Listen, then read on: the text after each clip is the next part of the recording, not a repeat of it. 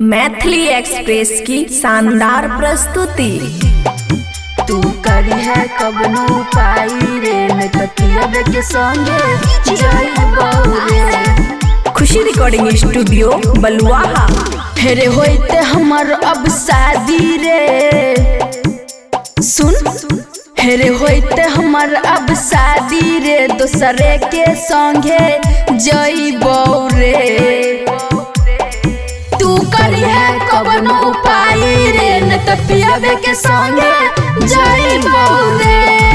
तू करी है कबनो पाई रे नकतियब के संगे जाइबो रे।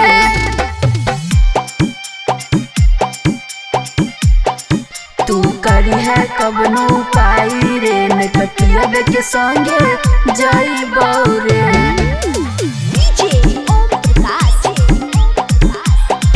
तू करी है कबनो पाई रे नकतियब के संगे जाइबो रे। देखा सुनी होई गेलै भेली आई पसंद रे, हमर ने राजी जानो पापा के छै मान रे जानू सुन। देखा सुनी होई गेलै भाई गेलै पसंद रे, हमर ने मर्जी जानो पापा के छै मान रे। दोसरे के संगे जइबै तो जहरिए खाइ के मरबै रे। तू करी है कबनो पाई रे नकतियब के संगे जाइबो रे। तू करी है कबनो पाई रे नकतियब के संगे जाइबो रे। तू करी है कबनो पाई रे नकतियब के संगे जाइबो रे।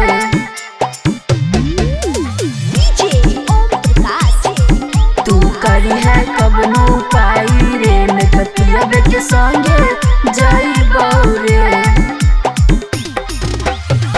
राइटर सत्यम प्रमोद बतिया तू ही बताबे रे, आफत के जड़ छौड़ा जल्दी से हटाबे रे। राइटर सत्यम प्रमोद बतिया तू ही बताबे रे, आफत के जड़ छौड़ा जल्दी से हटाबे रे। हे रानी असमीरती से तू ही मिलैले आई है रे। तू करी है कबनो पाई रे नकतियब के संगे जाइबो रे। तू करी है कबनो पाई रे नकतियब के संगे जाइबो रे। खुशी रिकॉर्डिंग स्टूडियो बलुआहा।